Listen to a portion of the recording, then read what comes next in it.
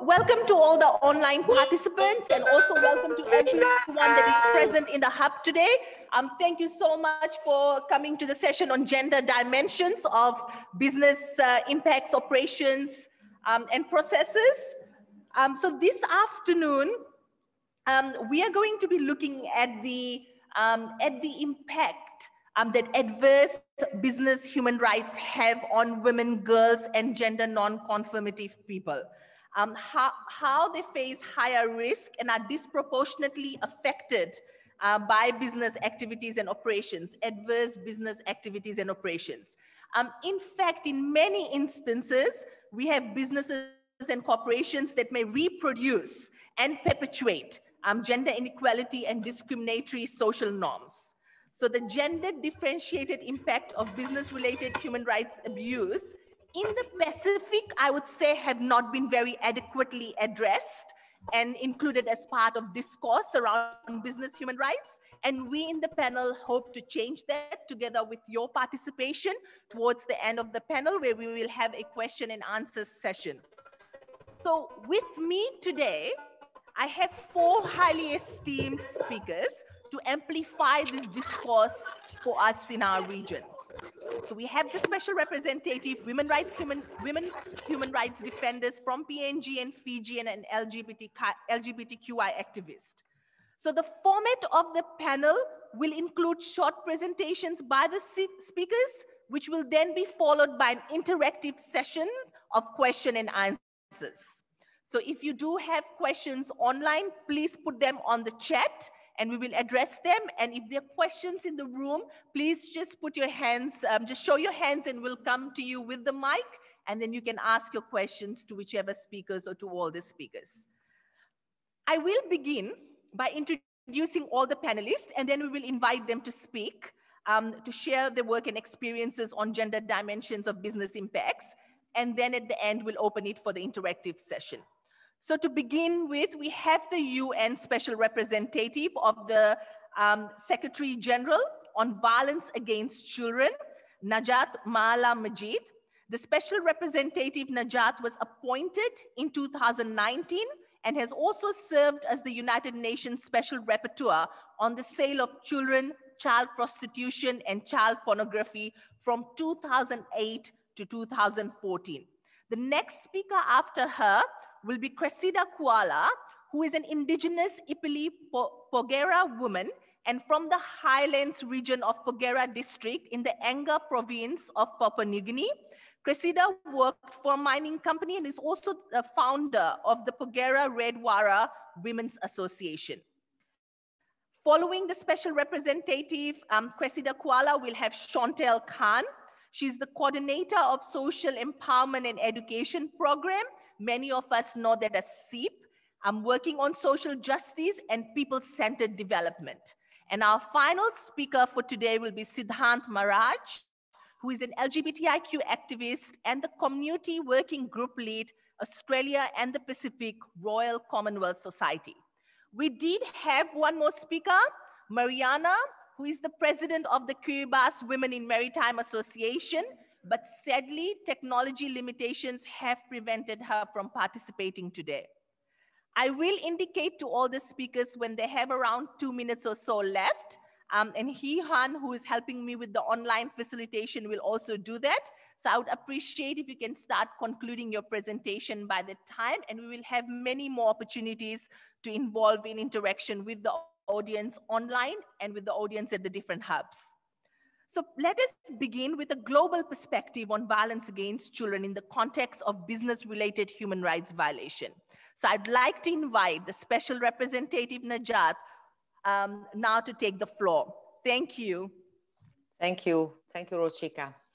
I will try to do it quickly. Distinguished participants, I warmly thank the UN Working Group on Business and Human Rights, and very especially Surya Deva, for inviting me to join you in this first Pacific Forum during this session on gender dimension of business and human rights. The UN study on violence against children that forms the basis for my mandate recognize that the elimination of violence against children is only possible if we integrate a gender dimension and if we make visible the interlinkage between violence against children and gender-based violence. Gender-based stereotypes, power imbalances, inequalities, and discrimination create different risks for children. Violence against children and violence against women are deeply rooted in gender discrimination and often fueled by gender stereotypes around masculine and feminine behaviors and social norms that normalize and accept violence. I am guided in my work by international child rights standards and by the 2030 Agenda for Sustainable Development. They share a common vision, a world where children, boys, girls, and LGBTQI without discrimination can grow up free from violence in peaceful, just, and inclusive society. This forum is very timely as the world is facing unprecedented global health, humanitarian, and socio-economic crisis. The pandemic and the related lockdown measures have caused a surge in violence cases, women and children being main victims. Ladies and gentlemen, the challenges of ending violence against children and women were already immense before COVID-19 struck. The direct impact of the pandemic, as well as mitigation measures taken, are putting us even further behind. Globally, the COVID-19 pandemic is harming children and women worldwide, with the poorest and vulnerable being affected the hardest. Since the beginning of the COVID-19 pandemic, the world has learned a few things. We know that mitigation measures taken in response to the pandemic have increased the risk of violence of women and children, both at home and online. We know that the pandemic has increased the vulnerability of children already vulnerable and many girls and LGBTQI.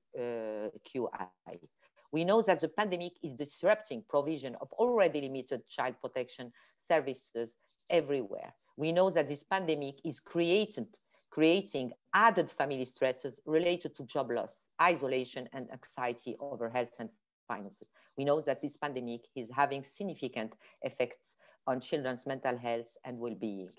We know that the mid and longer term socioeconomic crisis caused by COVID-19 will increase poverty and the risk of children and women experiencing violence and exploitation, with the most vulnerable being hit hardest. In less than a year, the COVID-19 pandemic has had a devastating impact on the global economy, triggering the deepest global recession in decades, including estimates of up to 150 million people being pushed into extreme poverty by 2021, affecting mainly women and children. And we know that poverty and social inequalities are drivers of exploitation and violence, including domestic violence, child marriage, child labor, trafficking, recruitment in armed or violent extremist groups, and sexual exploitation and abuse. The pandemic has shown us again that inequality, discrimination, and social disparities can have devastating consequences for children and women. Ladies and gentlemen, all companies have an impact on children and families. Companies employ parents, women, and child caregivers, sells products and services. Companies influence government policies and people's behavior and attitude towards violence against children and gender-based violence.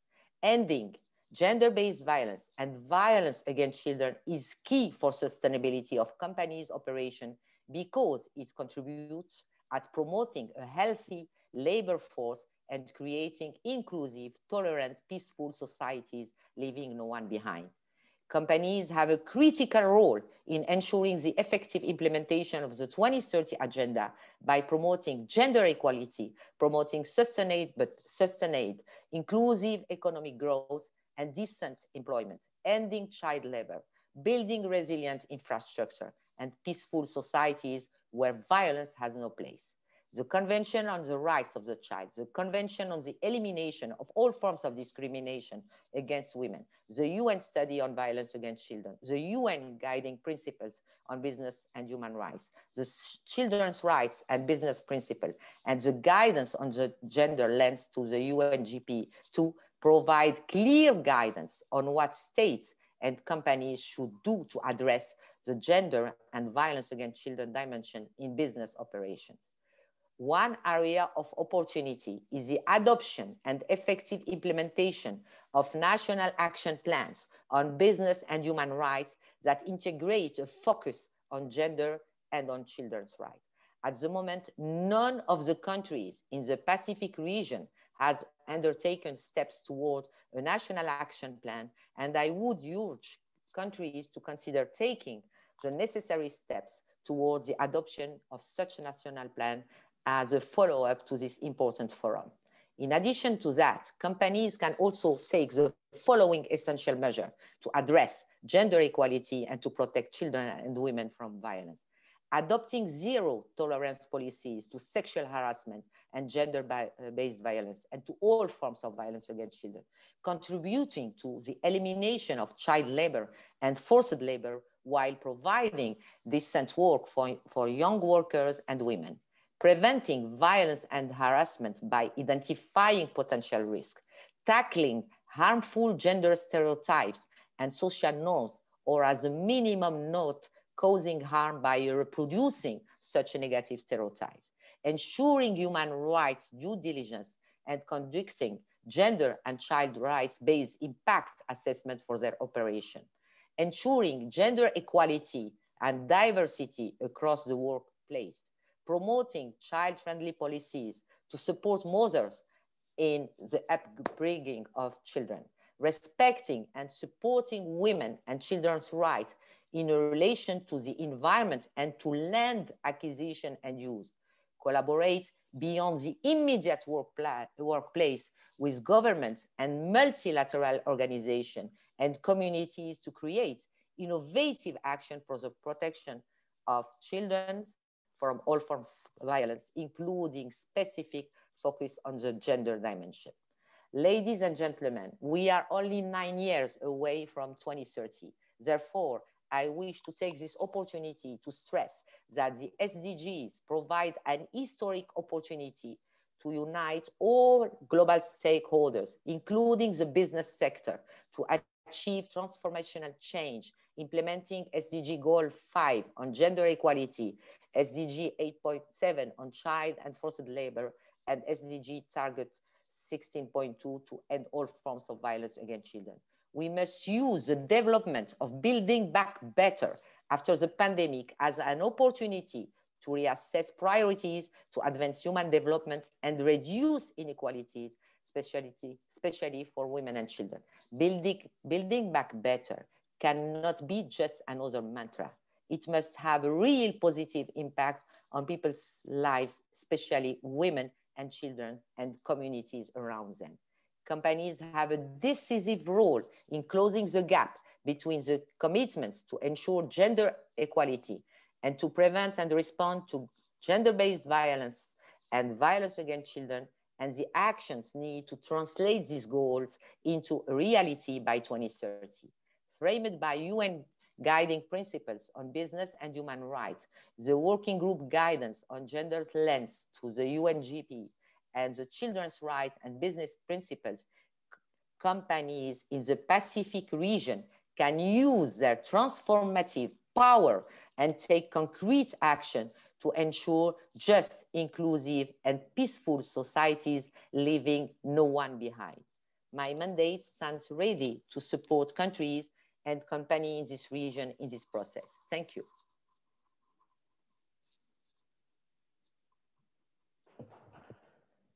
Thank you so much. Some very key points made in relation to the COVID impact on economies around the world, including in the Pacific, and how it's aggravated the status of children and women, the human rights status, and also around the national action plan for different Pacific Island countries to consider having consider drafting and adopting national action plans that actually put into action a lot of the principles around around business and human rights. Hopefully towards the end of the session, we'll have some time to explore these aspects a little bit better. But in the meantime, we're going to move on to our next speaker, We have Cressida from PNG, and she'll share with us her experiences of working at a mining company and fighting for the rights of indigenous and other women in the area. Vinaka, Cressida, over to you. Bula Vinaka. Okay, I'd like to say, in Pigeon. Good afternoon, everyone. Sorry, I'm in a noisy area. Okay, my name is Cressida Kuala. I'm from Porgera, as Roshika Deo has introduced me. I have been a human rights and environmental rights activist for 9 years now. I've been writing to the UN working groups. I've been representing women and young girls in Porgera in the Yanga province, Papua New Guinea as well, to voice issues that have affected our lives in Papua New Guinea at the Porgera mine. We have been experiencing a lot of abuses, human rights, women's rights abuses. We have been raped, pack raped by the mine employees. Men and children were killed by the tipper trucks and securities at the mine and other employees who works at the mine. But nobody has voiced these issues at the global frontier. There was a man killed at the mine dump, and there were families who called up on Canada Mining Watch to come and investigate the killing. And Catherine Cummins and her team came to investigate the killing, and they voice issues that these people's and confirmed that their rights have been violated. So they found out that women and girls were raped as well. And this has been brought to the global frontier and had been voiced by other civil society representatives who are my colleagues who advocates for human rights as well. And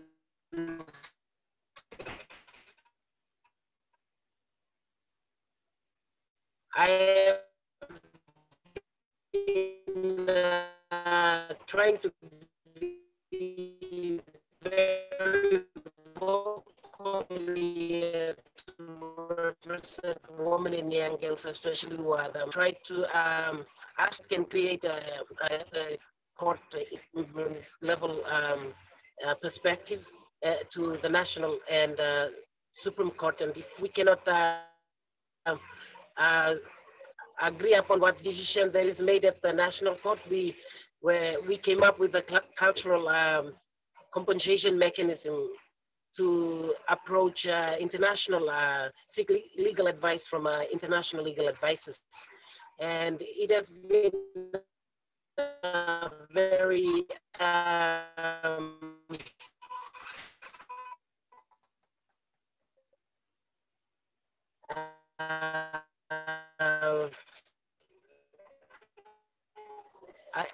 experimental issue that me and others shut down now. There's a lot of legacy about the government and the company of FES data, taxations and other issues apart from environmental degradation and human rights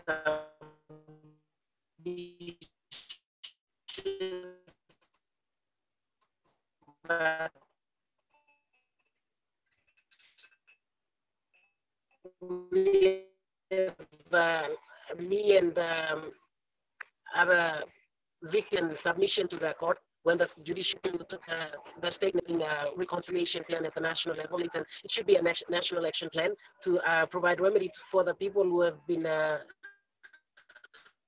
affected by the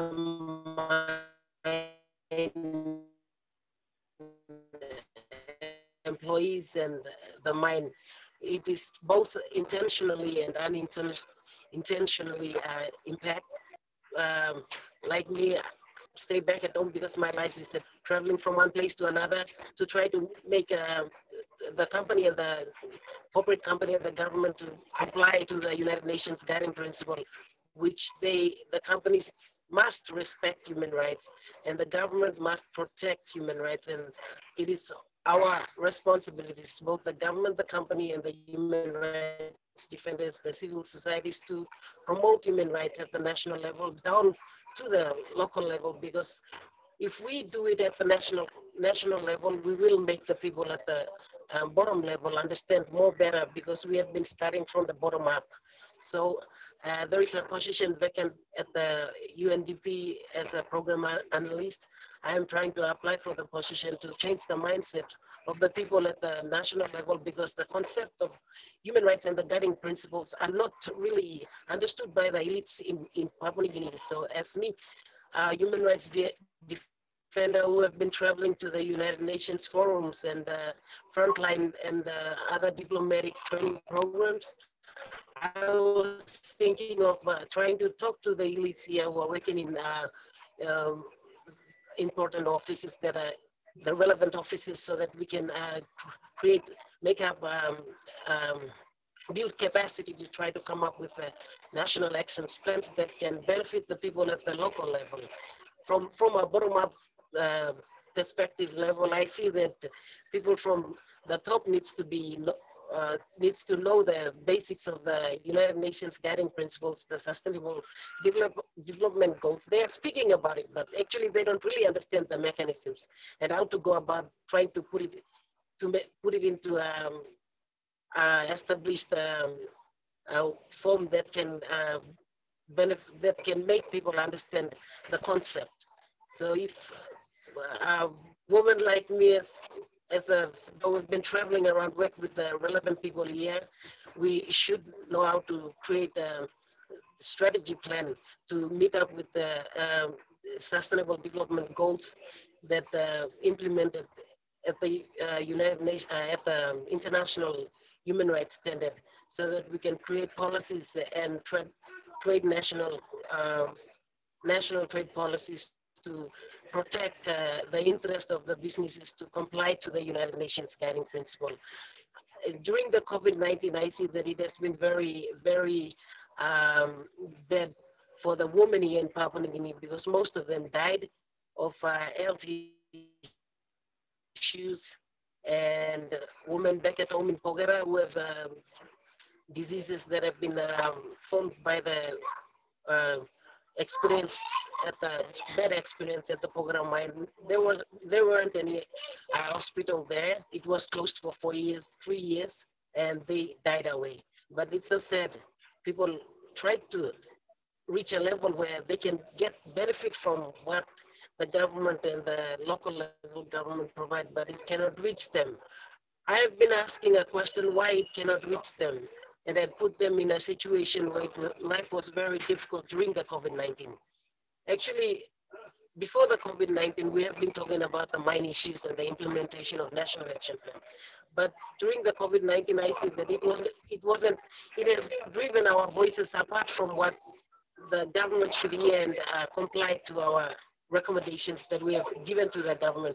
Even the Canada Mining Watch has given a government, and I have been following up on it, but they have fallen on deaf ears because they were concerned on the COVID-19. And I see that it had created a blockage for me to talk to the government and try to implement a national action plan that can be effective at the national level to help the people at the bottom. Need very women who can understand diplomatic policies and the sustainable development goals to make effective company to respect and comply to the United Nations guiding principle, and the government to work, before they have been working hand in gloves to block the voices of the people. But now they have to work in gloves together to promote human rights and to protect our rights. And we must provide remedy to the people who have been affected. There is a cultural mechanism. There is a culturally appropriate mechanism that we have here, we the United Porgera Human Rights Advocates every year, to try to make it as a national culturally appropriate mechanism, remedy mechanism, that if Syria and other United Nations working groups who can, members of the United Nations working groups come to visit us. We will talk about it, and you can talk to the government over the 2021 VNR, Voluntary National Review. If the secretary, the UN secretary comes, then they can talk about it to implement it at the national level. We are looking at the issue of the Porgera mine, and we are not stopping our voice. Even the COVID-19 that affected us, we are not stopping our voice. We are speaking about it until the company and the government create a national action plan to provide remedy for the people who have been affected. Thank you very much.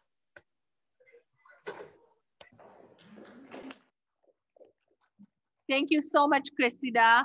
I realize that internet connections are a huge challenge in PNG, and we tried for over a week to get a more stable internet connection with a development partner in Port Moresby, but we're not successful. Cressida, I just want to say, for the question and answer session, can you please just turn off the video? Perhaps that would also improve the quality of the audio so that we'd at least be able to hear you well. But just some of the things that I picked up from Cressida's presentation, it was around access to remedy and justice for violations experienced by women, children, men, boys from the mining company. She also spoke a bit about what's the status of, how women's rights or the violations experienced by women are further aggravated when mining or extractive companies operate in conflict or fragile states. And that was a challenge also in terms of the National Action Plan being implemented. So thank you, Cressida. And just for the question and answers again, please just put the video off so that we can hear you a lot more clearly. But thank you so much, and please remain online. We'll get to the question and answers soon. So our second last speaker is Chantelle from Fiji, who's done considerable work on people-centered development and monitored the impact of business operations on communities. And she will share with us the experiences of women she's worked in different communities around Fiji. Vinaka, Chantelle. Thank you. And good afternoon, everyone. Thank you for the opportunity to be here and share with you some of our experiences at the community level.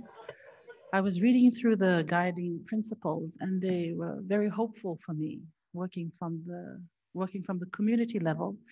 To hear and to see the language that's been used gives me hope that the communities will be able to link up to something that's more international. But the truth of the matter is, translating all that down to the people is where the major amount of work needs to be done. So my name is Chantelle. I'm with the Social Empowerment Education Program. We're an NGO. We work out of Fiji, mainly on Viti level, Vanua level. We partner with communities in rural areas.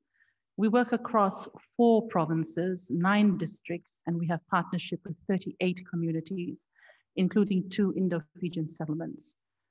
When we talk this afternoon, it'll be about communities coming up against extractive industry. And so it's quite sensitive, it's quite controversial. And the one thing that I can say is that we're not experts on this. We'll only be able to share the work that we've been able to do with communities. The real experts are the community people. And, if we could bring them here today to meet you, it'd be amazing just to listen to Cressida as well this afternoon. The work we do is on empowerment, and it's empowerment that's not capacity building. It's about transforming power structures at the community level to create spaces where there's more power sharing and collective decision making. So we want to create spaces where women and youth can be included in the decision-making processes. And I know that in our context, it's a lot more easier said than done because you come across cultural walls all the time. So our work takes us into rural areas, and we partner with them for quite a few years. And in that sense, we started to engage with the extractive companies, not because we wanted to, but because we had to, because the communities at their level were just wondering where they could go to get information. No one was giving them information. They didn't know if the information they had was honest, factual information. And, I don't know if you've heard of the project that's being proposed for Namosi. that's quite one of the biggest ones. So, you know, to have that as the first project you're working with was quite a big leap for us. And a lot of things have happened in the meantime. I think we're also all aware of the case of the one in court right now on free soul. So while I'm going to talk about the gender dimensions toward the end, I think it's only fair to give us a little bit of a context of Fiji in terms of the extractive industry. So from what we understand right now from the information provided from Mineral Resource Department, there are 29 SPL, special prospecting licenses in Fiji.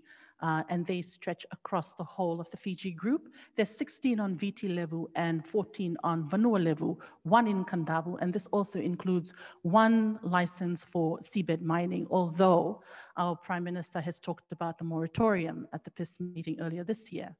All in total, this is special prospecting licenses, which means that they're in different stages of licensing toward mining. Yeah? For our work in the community, it's not necessarily about we being against mining as an NGO. We believe the decision is the community's to make.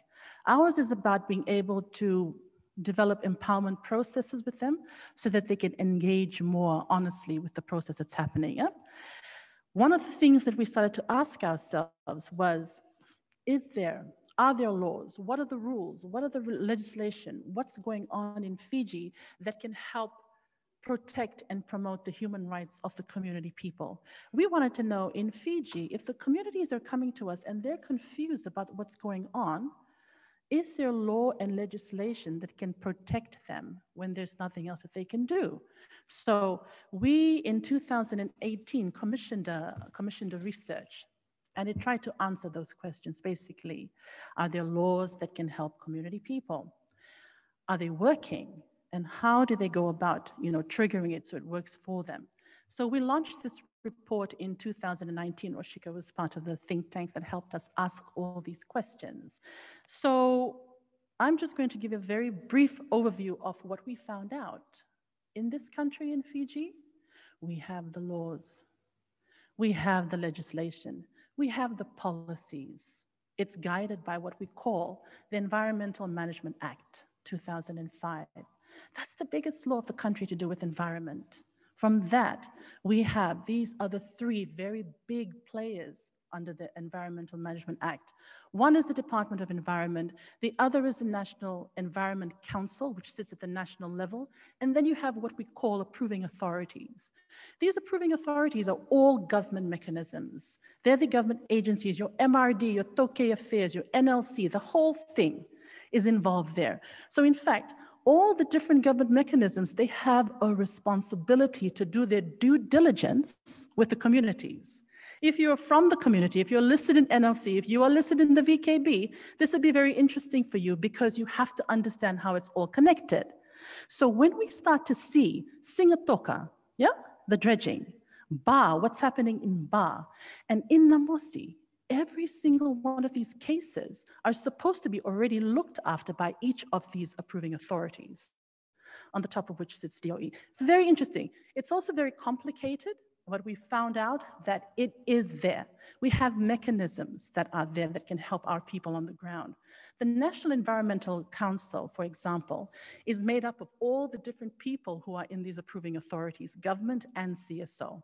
SEEP is not part of it. We like to stand on the outside and ask these questions, which we think is very important.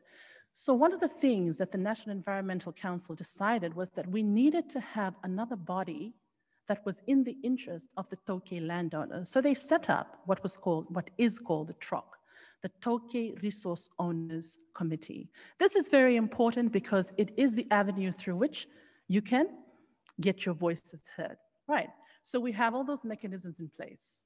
I'm very sorry to have to tell you that what we found out at the end of the research is that the mechanisms are there and the people are there, and there's a huge gap between what's on paper and what's in reality. And our work in SEEP is to try to engage the community so that they understand all the different processes that they can trigger to get their voices heard. Again, it's a lot easier said than done, yeah. So that's there. What happens when these things are not implemented or enforced at the community level? I would also like to say that when we launched this report, eventually DOE got wind of this report. We actually sent it to them and invited them. And so they hauled us in because they're challenging the content of it. And they're trying to say that on a technicality, we have to retract the findings of our research. We're saying, no, we cannot do that. And I think that if you read enough of the newspapers, you'll find that Freestall is a perfect example of what this finding is. And it goes on and on. It's not a personal attack on any of the government agencies or even on the government. It's simply saying you have a job to do. It's the rule of law. You need to learn how to implement. That's all there is to it. We find that on the ground, to get back to this on gender, and this gets a little bit more sensitive because when we're talking about the effect or the impact of these companies on gender dimensions in Fiji, we have to talk about the lack of participation of women in the decision-making spaces in the community.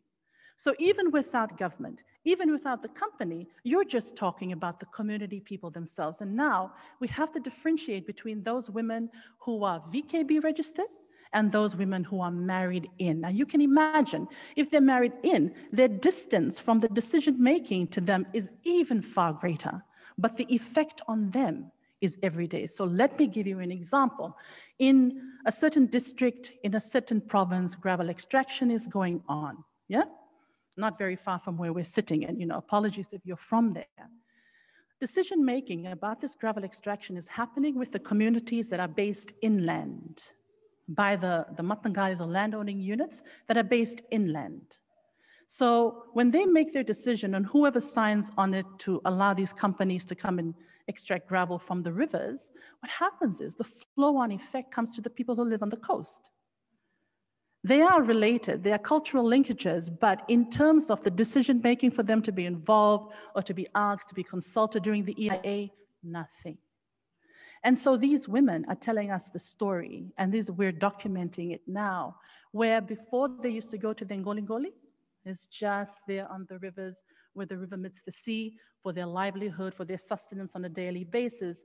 Now they can no longer do that because they report from Monday to Saturday, they can't see the fish stock have dropped, visibility, murkiness of the water. So when we did the analysis with the young women that Maria is working with right now on an exciting new project we're trying out, they said it made sense for them now because from Monday to Saturday, they're extracting the gravel. And then on Sunday, they're not. It becomes clear again. The effect of the women from this area is that they have to then pool their resources, hire a boat, and take this boat further out, almost to Ra, the next province over. And if you're Ngolingoli customary resource owners, you will understand that each Ngolingoli has an owner. And so what happens is that they're not careful, they will unwittingly start fishing in someone else's, and it causes conflict there. Not to mention their safety, having to travel. That's another thing that affects them. And then what turns out to be, if they had to just fish, just going down to the river, which is like a 45-minute nice, gentle hike down and then back as a group of women, now turns into a half day to a full day affair because now they have to go all the way there and back. And then the problem of the children, taking care of the children. Who's going to be looking after the children when they're spending so much time away from home? I hope we have a bit of time because another story is about the road. The country roads? Country roads, that's all. They don't have such high traffic like we do in Suva. Now, in this particular area, and it's the same everywhere, the same in Hawaii level with the bauxite mine that came through the EIA, and with this one as well. On VT level. So what happens is these roads, children, school in the morning, they have to get dressed, go to school, walk on the road, catch the bus. Let's bring it right down to the community level. Huh? The women also standing on the side of the road. Now imagine all their lives, it's just a road, transportation. And now imagine the big dump trucks going past, earth-moving vehicles, massive, Hiluxes that are just speeding up and down these roads every day on a daily basis. Yeah, the dust that it accumulates, not to mention the children who have to either walk to school, the people that have to go to their farms every day. This has now become a risk factor just to leave their villages, each and every day. We are not, trying to sound dramatic. Yeah? We talked to the Turangnikoro from one of these communities, and he tried very hard to follow the channels, where to go. PO's office, provincial office, talked to the Rokutui. He also went and they sent him to go to Fiji Roads Authority, went all the way to Suva, came back again, nothing, nothing, nothing. So being empowered, they decided that they were going to build trenches, not road humps, trenches. So they dug shallow trenches. And this was in their bid only to slow down the trucks because they're thinking about the women and children. And he did his due diligence. He went to the company. All the answer was no, no, no. Everyone ignored him. So he tells us a story. The day that they dug these shallow trenches, the company came. The very next day, FRA, the very people who had ignored him, they sent their supervisor to come and see the Turangnikoro to ask him, why did you do that? Because the road doesn't belong to you. As when we left that place, the trenches are still in place and they're still putting up their resistance to communities because the gravel extraction is still going on. If we showed you the pictures of the women who used to go fishing in the river, there's no longer a river there. It's practically a road where there used to be a river. It's changing the face of things. So the two things that we wanted to talk about, one was the food security that the women have to face. This is their livelihoods. I'm sure we know the case of Nawai Level. Their kutta, they reported that after the bauxite mining started, they could no longer access the place where these reeds grow to make these traditional mats. So whether the company rehabilitated it is another thing altogether. So for us, it's a really big, it's over. But there's a lot of other things, but I hope to be able to have this conversation with you because it's very important. Thank you very much. Thank you so much, Chantelle. There will be question and answer session, and I hope you're able to weave some more of the stories in responses to the questions. One of the biggest takeaway was from your presentation was the increased use of the extractive sector for economic growth, which has profound impacts on women, men, and children, and which is undermining also the traditional social protection mechanisms that were there for children, the right to food, health, clean environment, and so on. So thank you so much for highlighting that. I also do want to mention that the research that Chantelle has mentioned, it's available on the online platform, and there are also copies available today. So if you do want a copy, please see Maria or Chantelle after the session is over. Thank you so much. So our final presentation is from Sidhant Maharaj. He's a gender non-conforming LGBTIQ activist who has been working in the private sector for some time and also advocates for the inclusion of LGBTIQ people within the economic and finance sector. So with that, over to you, Sidhant. Thanks. Thank you so much, Roshika. Good afternoon to you all. First of all, thank you so much to the Pacific Forum on Business and Human Rights for coming up with such an event. There has been great discussion by the panelists already on gender dimensions of business practices through the lens of women and girls, and I'll be taking us through the lens of the LGBTIQ+ community. To begin with, in any business, it is very important how employees of a business identify themselves, so that businesses can properly address them and comply with their needs. To do this, familiarization with correct definitions of terminologies like transgender and gender nonconformity is very, very important. Now, I'm quickly going to give an overview of the definitions of these terminologies because they'll be mentioned throughout my presentation. First of all, transgender. Transgender can be defined as transgender people have a gender identity or gender expression that differs from sex that they were assigned at birth. Some transsexual people who desire medical assistance to transition from one sex to another identify as transsexual. And for gender non-conforming people, this is referred to who do not follow other people's ideas or stereotypes about how they should look or act based on female or male sex that are results of social constructs. Now, when it comes to transgender employees or any other marginalized group, Their inclusion is not just about creating a more diverse workplace, but it's also about making sure organizations are targeting all employees equitably when it comes to opportunities, benefits, and people's everyday experiences when they go to work in these businesses. Now, when there's a failure on the business's part to include transgender and gender minority people into the business, this leads to discrimination of transgender and gender non-conforming people. How does this manifest? Well, there are various ways. I'll just mention a few. Harassment by coworkers, being asked inappropriate questions about their gender identity, missing out on a promotion, prevented from directly contacting clients, experiencing physical abuse, and being sexually assaulted.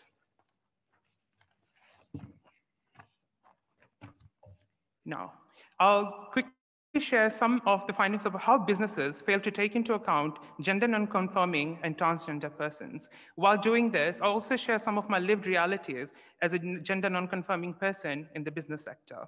Firstly, is failure to recognize pronouns. I think supporting and standing in solidarity with transgender and gender non-conforming people means using and respecting their correct gender pronouns. Supporting and standing in solidarity with gender and gender non-conforming people does not just mean including them in their workplaces, but then also it means to respect their pronouns, even through their transition phases. Secondly, it's subjection to gender-inclusive tokenism. Many organizations today, we can see, do include transgender people, but as a tokenism. During Pride months, it is very common to see organizations advocate about gender diverse people in the workplaces, but that is very limited to Pride month. But it's very important to note that trans and gender non-conforming people still exist outside these times. Next, lack of policy. Now, organizations do not have non-discrimination, anti-harassment. I mean, they do have non-discrimination and anti-harassment and other policies that list to protect categories of people. However, these guidelines that are listed in these pre-existing policies do not include terms such as gender expression and gender identity that marginalizes the gender diverse people in the workplace. Next would be the lack of staff sensitization. Now, it does not just stop at organizational leaders and HR staff by understanding the importance of transgender inclusiveness, but it's important that everyone needs to be educated in the workplace. It's not just the HR managers and the managers in general who need to know about transgender people, but I think it should be an everyday priority that everybody needs to be educated about gender non-conforming people in the workplace. Even gender non-conforming people in general, because as a business, you interact with people of all diversities. Moving on, I discussed lack of gender-neutral bathrooms. Now, personally, as a gender non-conforming person, I've worked with various organizations, and I've not really come across any organization that has had the privilege of actually it should not even be a privilege, but it's a necessity for a gender alternative bathroom, but it does not exist. Now, gender non-conforming employees do not have access to these responses, and these can have serious implications on their health because they may not access bathroom breaks, etc., due to harassment that may take place in there, etc. Also, there's lack of inclusivity in terms of healthcare benefits. The reality is that LGBTIQ people are still subject to workplace policing, primarily geared towards heterosexual and cisgendered people. Moving on, bias and discrimination during recruitment and hiring. Now, unemployment amongst the transgender community is higher, and it is very much evident in our society because organizations feel that they do not fit into the socially constructed binaries. I personally have been rejected employment in prestigious organizations, prolific organizations in the Suva CBD based on my gender identity. I made it to the final rounds of interview, being able to check all the boxes that the organization had, but the final selection process eliminated me based on my gender identity. The next I would like to share is the lack of investment in trans leadership. Now, this is limited inclusivity. So organizations seem to include trans people into organization, but then trans leadership is missing. The trans inclusivity is not just about hiring transgender employees, but it's about developing their leadership qualities and also encouraging them to grow in the organization. And finally, discrimination dress code policy. Now, this is one of the common ones. Any organization that you go to have dress code policies that are subject to male and female into the two binaries. And this organizational dress code policies are results of stereotypes, where it says men must wear pants and women must wear skirts. Now, this relieves the question as to where does gender non-conforming and transgender employees fit in? Personal experience, I was part of an organization where I was told not to dress in a gender non-conforming way because I had to adhere to the the dress code policy of the organization, which was very strict with these binaries, and that I felt was a hindrance to my productivity at the workplace because it affected how I was able to express my gender. Now, looking ahead, businesses must center the lived realities of transgender people in their inclusion efforts. This involves consulting transgender employees and organizations in the process of developing trans-inclusive non-discrimination and anti-harassment policies. Embedding these commitments requires considering context-specific needs of trans people when adopting guidelines for all staff, providing benefits and ensuring grievance mechanisms have the capacity and safety measures in place to handle complaints of anti-trans discrimination.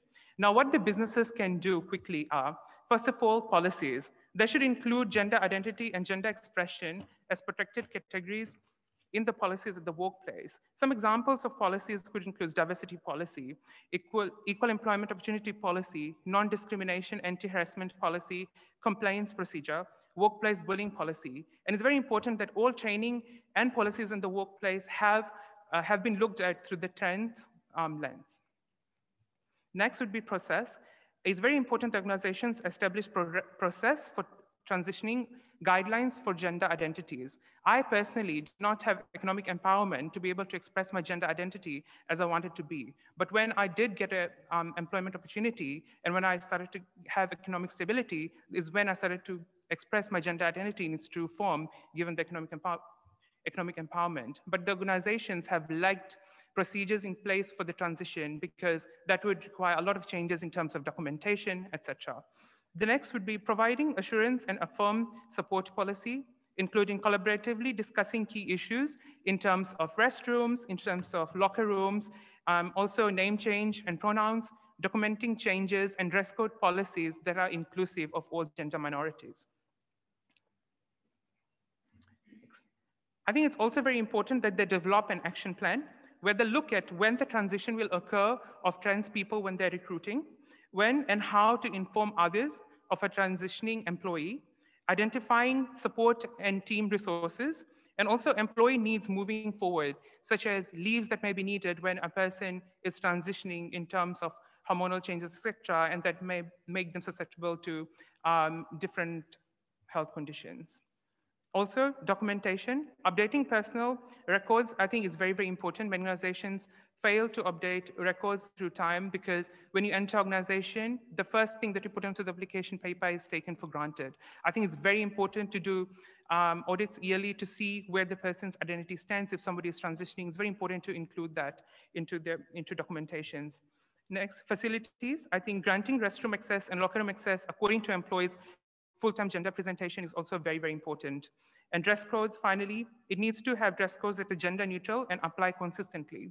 As a gender non-conforming person, I might adhere to the dress code policy in the workplace that might have descriptions of how a man may dress, but I may apply makeup. And I think these are things that need to go into dress code policies, into ensuring the inclusivity of gender non-conforming people. Now, finally, centering transgender experiences also require focusing attention and resources on addressing the most severe risks affecting transgender communities. For instance, preventing violence against transgender people should involve training staff to identify and interrupt incidents of gender policing by colleagues and customers that may escalate into harassment.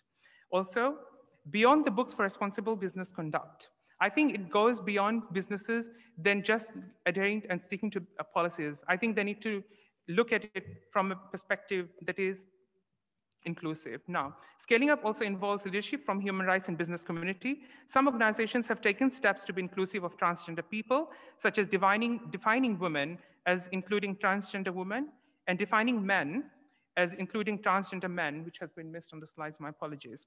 However, much more must be done to address the unique gender-based threats facing transgender and gender non-conforming people in corporate engagements, when conducting human rights assessments and when developing guidance for responsible business conduct. And finally, before I leave, I'd like to share a thought that I have in mind. I think to ensure no one is left behind in our efforts to achieve universal dignity, businesses must fulfill their responsibility to respect transgender and gender non-conformity rights. Thank you so much for listening. Thank you, Sidhant. A lot of information.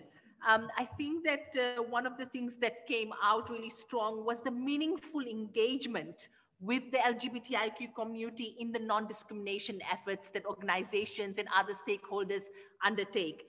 And also looking at the impact of business operations and practices on the LGBTIQ community and how it sometimes may just marginalize them entirely from entering into the business or being recruited and so forth.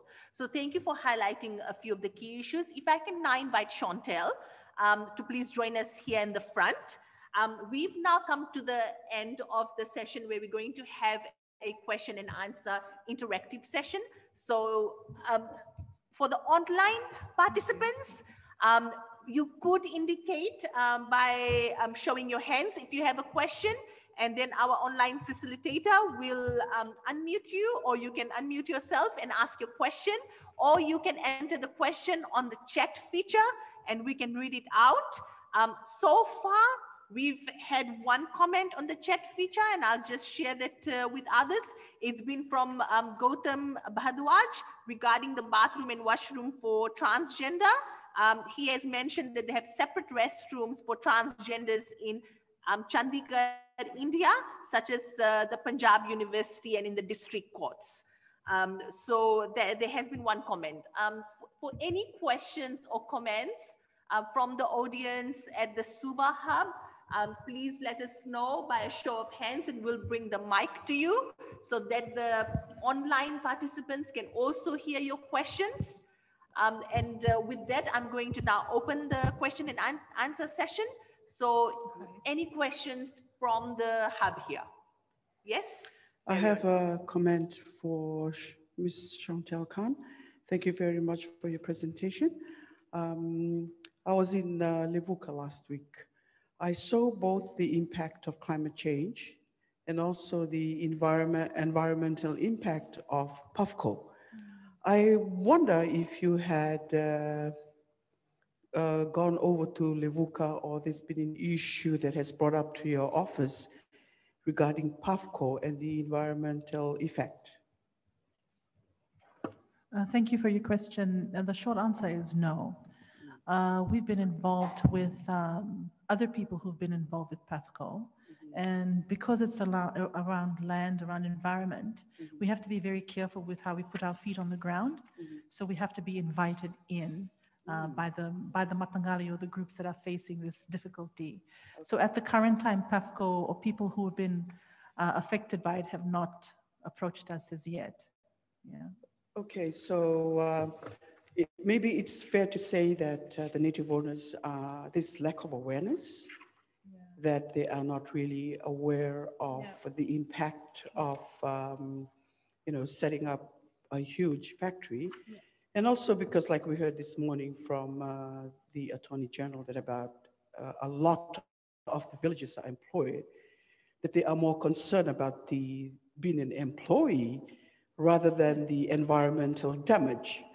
So do you think for the betterment of the future of the children of that region, do you think it is a good idea to bring about awareness? And when I'm saying this, because the Bosnia Sana is moved to January, I've been invited to be one of the speakers there. Do you think it's a good thing to highlight the environmental damage? Yes. Okay. Yes, Great. I agree. I think that you should go ahead and highlight the need for them to take the time to reflect on it. Sometimes it's really difficult when we're doing this piece of work, the fragmentation that's going to be present in there. So when you have, you know, if the company is aware, and this is one of the strategies that they will use, if they know that this particular clan owns it or has a major stake in it, they will give most of the employment benefits to this clan. And then they will start that fragmentation between them. So you can raise the awareness and just bear in mind that it may not go down quite as you would like it to, because the other faction will then say, well, who are you to come here and tell us this? And it's a consistent thing. I would just like to also add that the case in Namosi is still ongoing. The fragmentation that we know in Namosi is quite deep, and it's still there because of these things. So go ahead and do it. Thank you. Just on a final note, what about the rehabilitation, like the mangrove planting? I know there's no environmental person here, but are these some of the things that could be, instead of us pointing at the government or pointing at the Department of Environment, could we be the person to, you know, to be an agent of change rather than pointing at the problem? Why don't we point at the solution? What do you think on that one? I agree with you. If you can get the community to mobilize and organize, go ahead with it. Thank you, ma'am. Thank you so much, Marioni. I have a question for Najat, the special representative. It is in relation to children and the IT industry and company. So with the, you know, with online grooming, sexual exploitation, cyberbullying, child porn, there has been a lot of negative impact that digital technologies have had on children. So how can the tech industry operate the internet in a way that empowers children and promotes their rights? Thank you. Regarding, you know, tech industry, you hear me? Yes, we can. Okay. Regarding, you know, ICT and mainly regarding currently what we are seeing today with the widespread digitalization due to COVID worldwide, we saw that we have huge increase of child sexual abuse material online, cyberbullying also, and other forms of violence. And just to let you know that you have what ICTs have put in place, a kind of self-regulation, you know, adopting code of conduct, having also established the photo DNA that allow to detect and to scan photos that really scan child sexual abuse materials that are shared with law enforcement agency to detect very, very quickly, you know, victims, but also predators. The main problem currently is regarding, you know, grooming, live streaming, that it's very, very difficult to track. Another point that it's important, you know, that tech industry with international, I hear somebody speaking, tech industry with the international Union of International Telecommunication establish guideline and practical guidance for state, for children, and for caregivers and students, really to see how they can better protect children.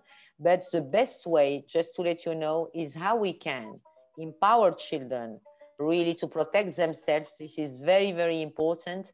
Inform, raise awareness, and it's not only about tech industry, it's also about legislation, because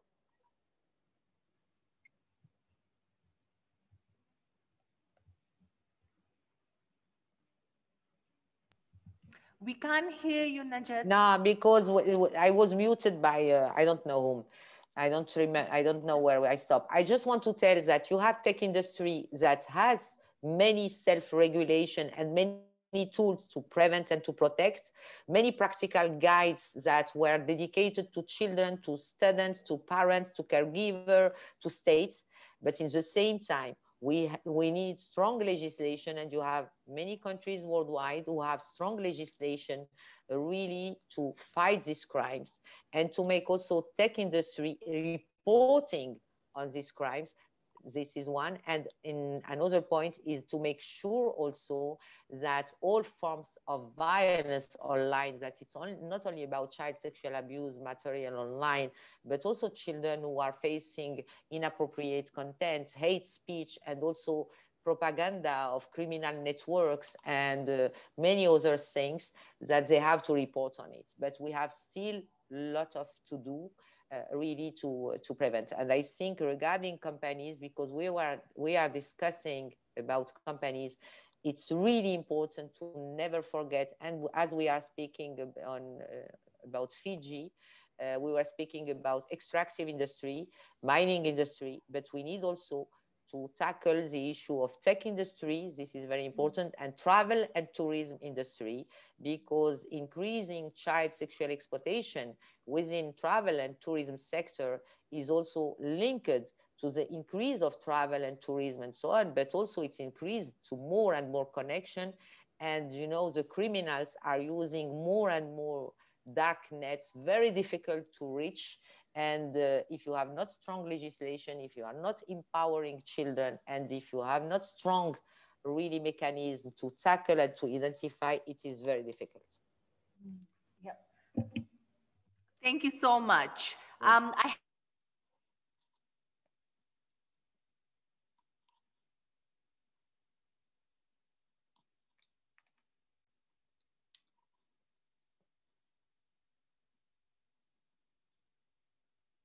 If there are different views within the community. And Cressida, if you can leave your video off so we can get a little bit more clear audio projection, please. Sorry, Roshika, the mic was muted accidentally, and so could you please repeat the question? So the question is for Cressida: what would the Porgera community like Barrick, the mining company, to do in terms of gender-based violence? How should the company respond if there are different conflicting views about the mining within the community? And maybe I'll ask this question to Chantelle too, in terms of mining companies you've worked with. Okay, can I answer the question now? Hian, can you send the question as a chat to Cressida? So Cressida, the question is, what would the Porgera community like Barrick to do in terms of gender-based violence, especially since there are different conflicting views within the community about the mining?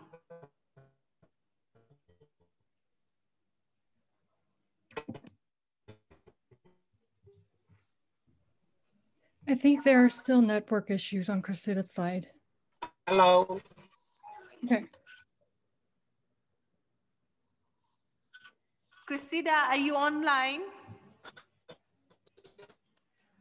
Okay, so whilst we wait for Cressida to come online, perhaps Chantelle, you'd like to respond to this question? Thank you. Not necessarily the mining company premises.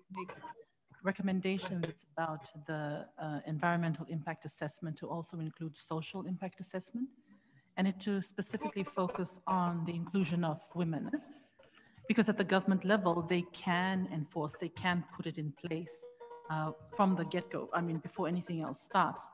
So our recommendation would be to make sure that the environmental impact assessment, social impact assessment actually looks at the inclusion of women and their opinions on the development that's taking place and what they think is going to happen to them as a how do you say, it's a legally binding, if you can make it that way, so that we are ensured that at the community level as well, you have to include the voices of women from the beginning. That's as far as we want to go at the moment. Yeah. Thank you, Chantelle. Thank you, Chantelle. Is Cressida back online? No, unfortunately, it looks like we may have lost her. Hopefully, she'll come back online in a little while. In the meantime... Hello. No. Cressida? Hello. Hello. Yes, it is how we've just messaging her. Yeah. Hello. I'm here. Answer the question. can answer the question. I was listening up through.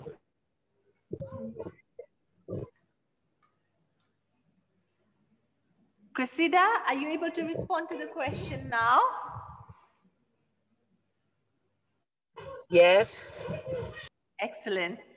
Actually, can you hear me?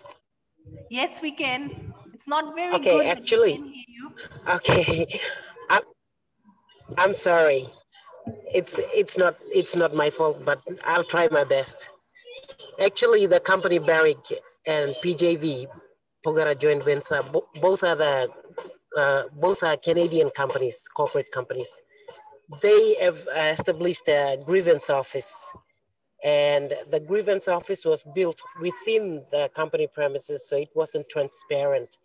So the people, there were fences built around it, and they were dealing with the company's case, and the people were not really comfortable, or they were not allowed to go into the company premises to present issues that affected them by the mine operation. So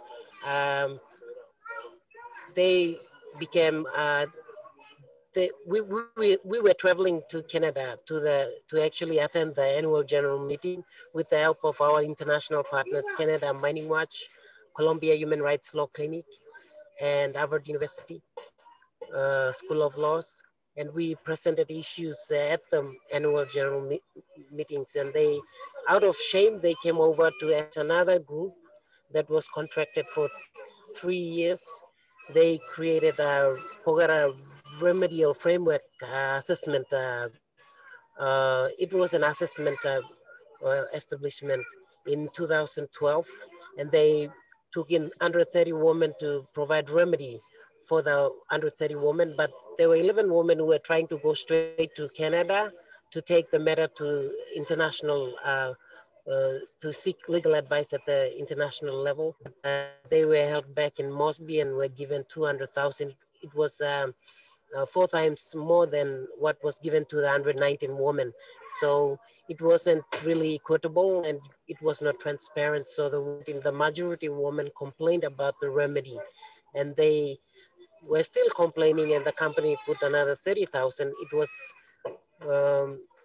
It was an out-of-court settlement, and it was not acceptable. So we were still talking about this unequal payment and mining shutdown. So nobody talked about the issue, but it is still there. And we are still asking for the company and the government to create a remedy mechanism plan at the national level, so that they can be, their rights can be fulfilled through providing remedies. It was both were out of court settlement, and we need to create a more formal litigation process through providing free legal aid, so that people from the local level can freely go to that office to present issues that affected them. It can be, so that it can be independent and more transparent, so that they can speak about what affects them, really affects them, and they can agree, both parties can agree to what damages has been done and how many remedies that have been given to them satisfactorily. It is just that we want to create right wrongs from the past. Till now, it has been 30 years, so we are still working on it, and there is a culturally appropriate remedy mechanism that we will be talking to the government. We are not going for against anyone here. We are standing between the people, government and the company together. We don't have a proper due diligence process, so they haven't involved us in any negotiation process, but we are still trying our best to get the company and the government to try to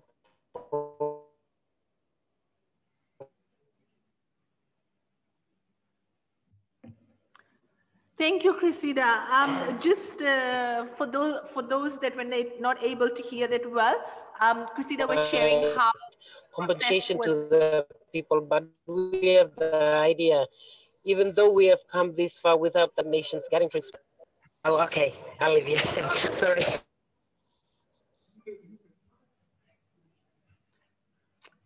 Okay, thank you, Cressida. So sorry about the internet connection. I know that you tried really hard for us to have a better internet connection today. I have a couple more questions. There is a question from Anandita Das.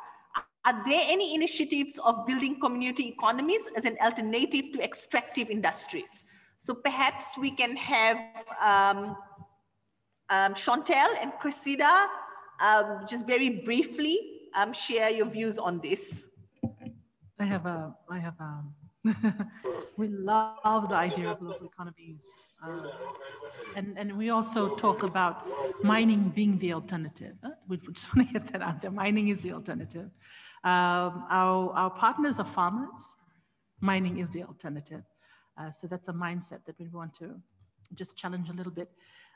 Community economies, yes, in the long term, that's the vision, that's the dream, to build the local economies. And just as an aside, we're also testing local economies in the urban informal settlements with women's groups. And during the time of COVID, very simple, selling basic food items to one another, reduced discounted prices from the wholesalers. And I'm so proud of these 5 women.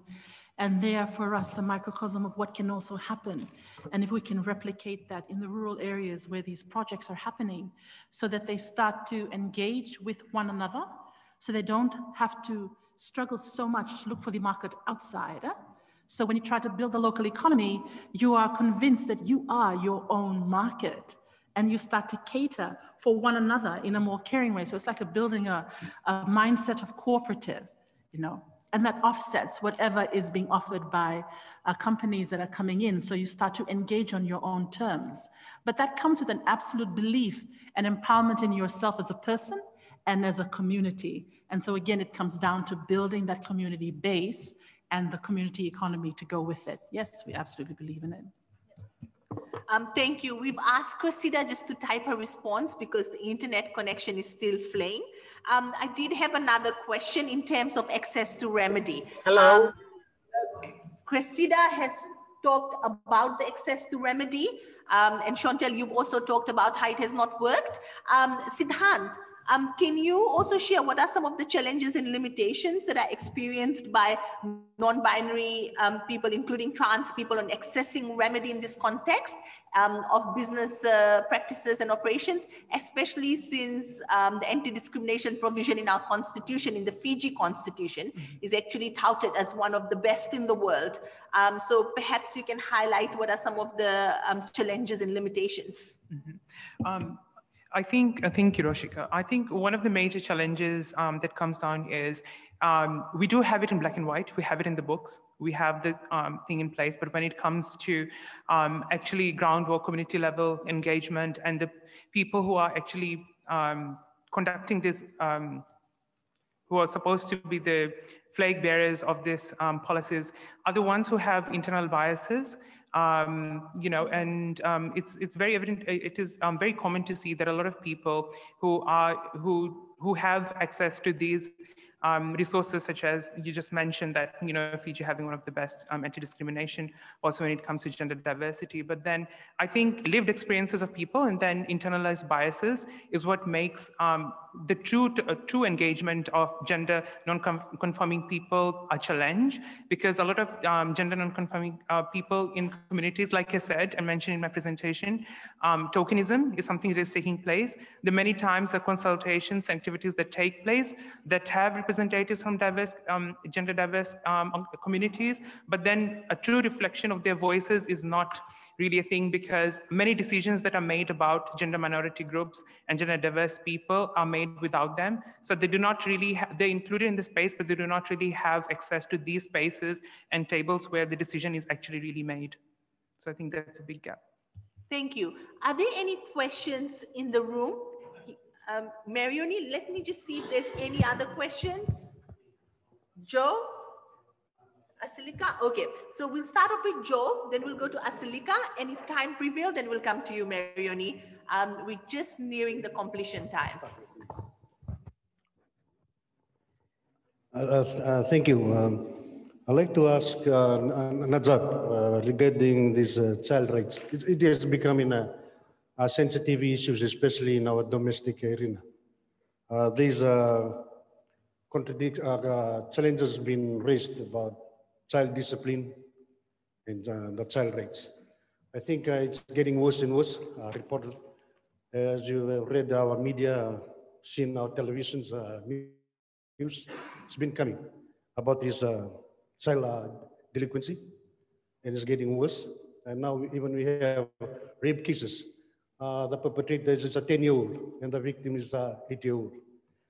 This is because most schools are not being allowed to institute the discipline.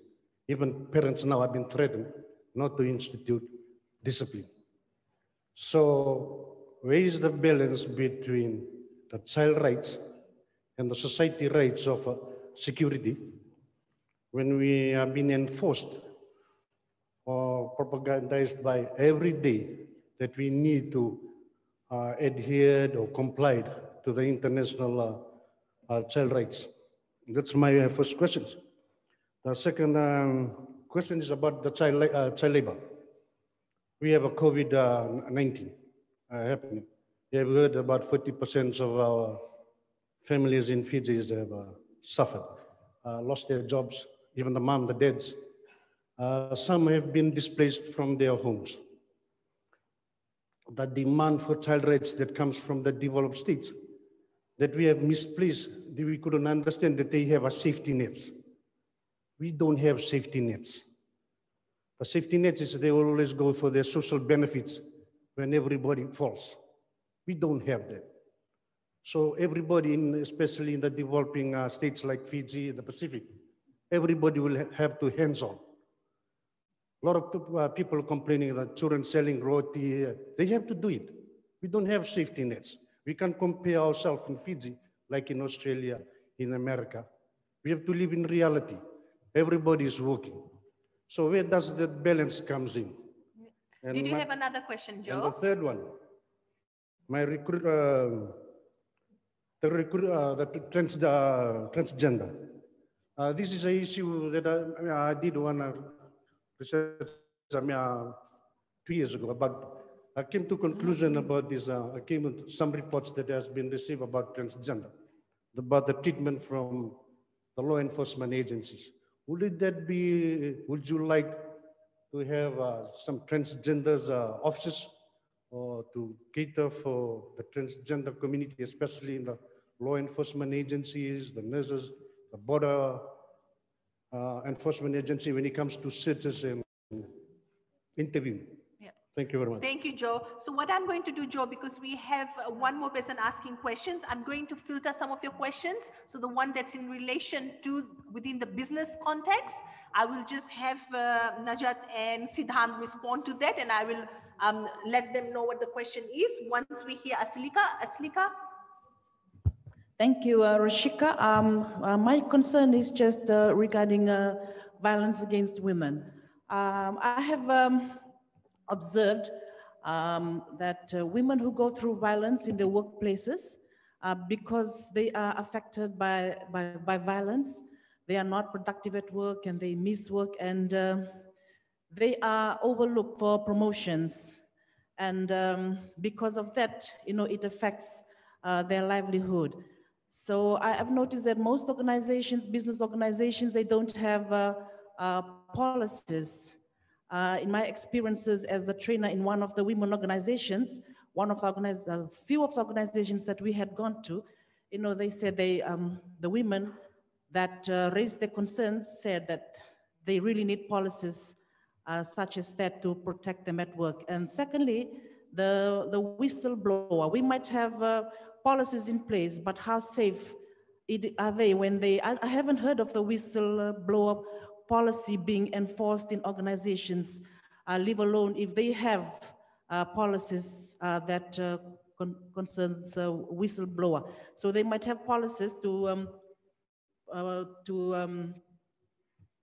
they might have policies that looks after their welfare, but to protect them when reporting is not there, like the whistleblower policy. Thank you. Yep, thank you. I've just been told that we are near completion of our time. So Joe, I'm going to ask Najat. I'm not sure if you had Joe's question fully, but one of his questions was around reconciling children's rights with discipline. And the other one was around the impact of COVID that has been had on families in Pacific Island countries and where there are not many safety nets. So it requires children to actually go out and sell food or go out on the streets to seek some form of employment to be able to help the family manage and survive during this time. So if we can have your response, Najat, to that, please. Okay, I just want to respond to first the question regarding discipline and child rights. And many evidence, I am coming from Morocco, and I know all this background. And I think what is important is not to, violence when children are violated. And I am pediatrician, and we have evidence-based that when children are facing violence, corporal punishment, humiliating punishment, when they are witnessing domestic violence, we see really a perpetuation of intergenerational violence, and it becomes normal. Children's rights doesn't mean that children become kings. It doesn't mean that it's against discipline. It means positive discipline. And we have good way to establish positive discipline with limits. And this, we have many programs in many worldwide with parenting, positive parenting, positive education.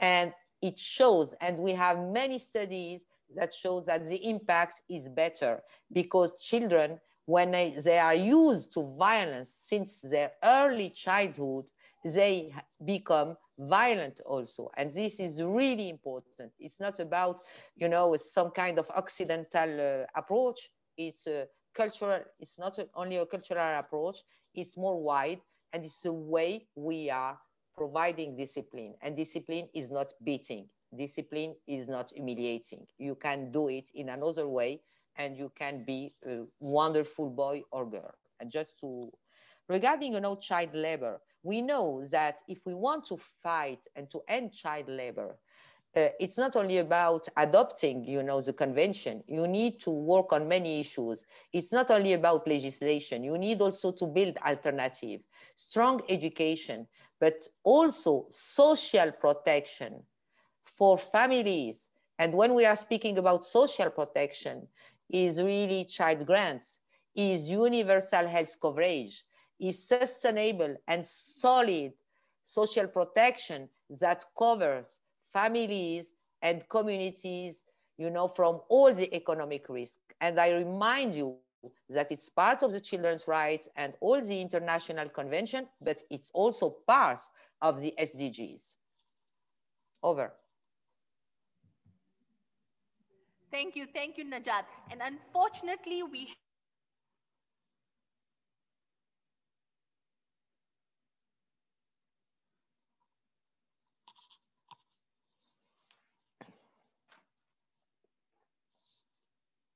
a lot of the time they're not gender sensitized and it marginalizes women, or they're not able to access it to seek redress. So with that, I want to thank everyone that participated in the session, especially to all our panelists, and more so to Cressida. I realize it was very difficult to connect from PNG, and especially given the status that you are facing with the work you are doing. But thank you so much for sharing and for bearing with us. And thank you to each and everyone online and in all the hubs. Thank you for your contribution. Thank you for listening. There is a closing plenary after this. So if you want to remain either online or at the hubs, please do so. Thank you so much. Vinaka Vakalevu. Thank you.